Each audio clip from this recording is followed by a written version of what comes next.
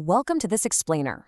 Today, we're diving straight into a deeply profound and, honestly, a deeply human topic. We're looking at how a severe illness acts as a relational stressor, not just an individual one. Specifically, we're focusing on breast cancer. So, we're going to unpack the data, the psychology behind it, and exactly how the science shows couples can not only survive this immense challenge, but actually thrive and grow closer together. Let's get into it. Okay, let's just jump right into this really powerful reality from our source material. A breast cancer diagnosis doesn't just affect one person, it literally rewrites a marriage overnight. You go from being equals, just navigating daily life, to suddenly navigating a high-stakes medical crisis. Without warning, you're taking on these incredibly heavy mantles of patient and caregiver. Section 1. From partners to patient caregiver. The sheer volume of changes a couple has to navigate? It's staggering. Communication often falters, mainly because partners hide their emotions to protect each other. Ironically, that creates distance right when they need closeness the most. Physical intimacy totally shifts due to things like surgery, hair loss, or early menopause. Then you have these sudden role reversals where the healthy partner has to absorb, everything. All the cooking, the finances, childcare, all while dealing with the insane financial strain of medical bills and missed work. But, and this is absolutely crucial, our sources show that through this crucible, a lot of couples actually discover unexpected strength. They find a deeper trust and resilience than they ever even knew they had. Moving on to Section 2, the unique burden of youth.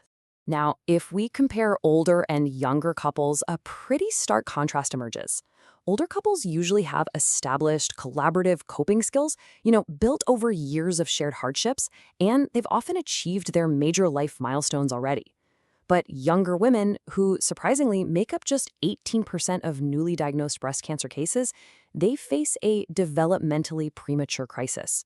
We're talking devastatingly unique hurdles like fertility loss, premature menopause, and caring for young kids, all while their early-stage careers and income potential get suddenly interrupted.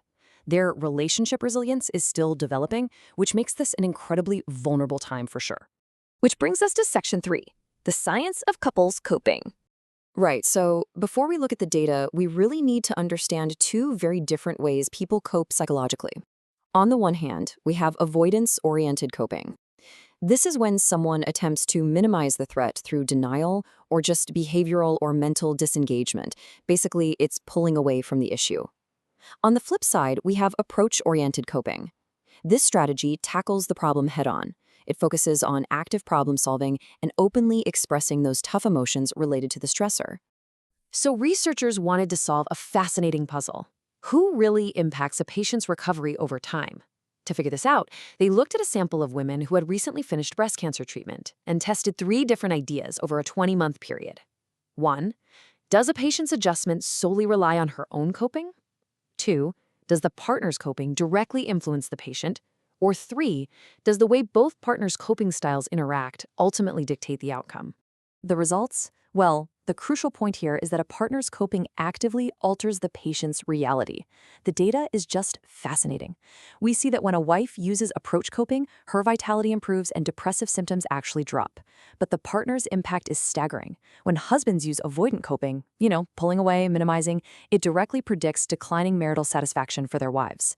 Conversely, when husbands use approach coping, actively engaging with the problem, it actually increases the wife's perception of cancer-related benefits and personal growth over time. No way, right? And looking at the regression data, it reveals incredible support for that third idea, the partner interaction model. It turns out that having similar coping styles is highly adaptive. The absolute best outcome for a patient's vitality and depression over those 20 months, it happened when both partners displayed low avoidance coping. When neither partner tries to avoid or deny the reality of the cancer, the couple actually thrives the most. This mutual engagement, this low avoidance and high approach, is clinically referred to as we-ness.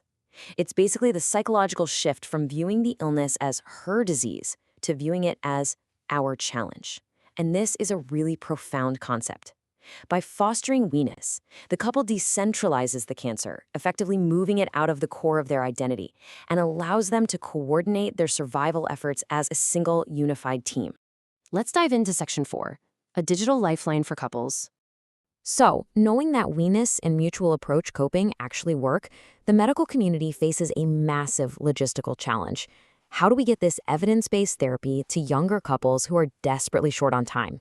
Because traditional face-to-face counseling, it often fails young couples.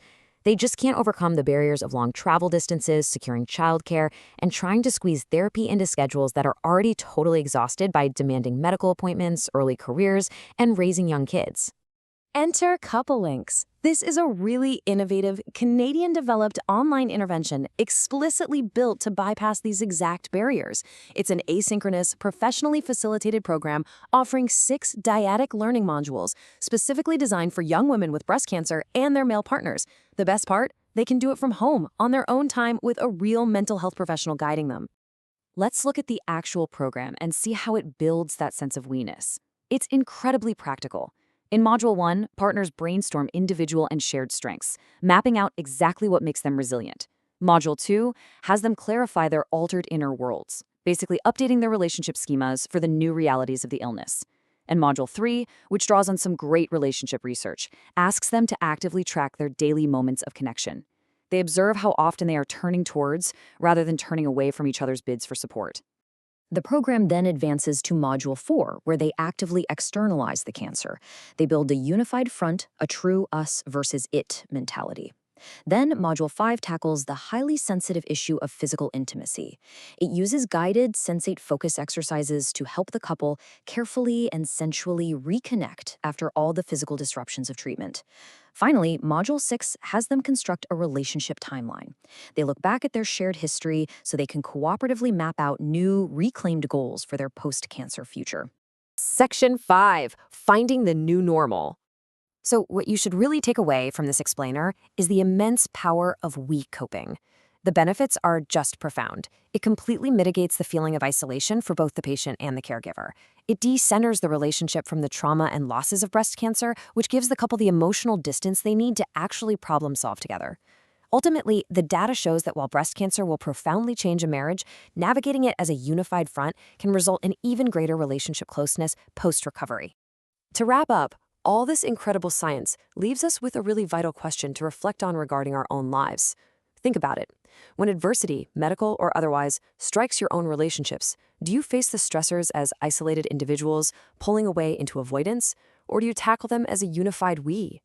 Thank you so much for joining me for this explainer. I really hope this deep dive helped bring these powerful clinical insights to life for you.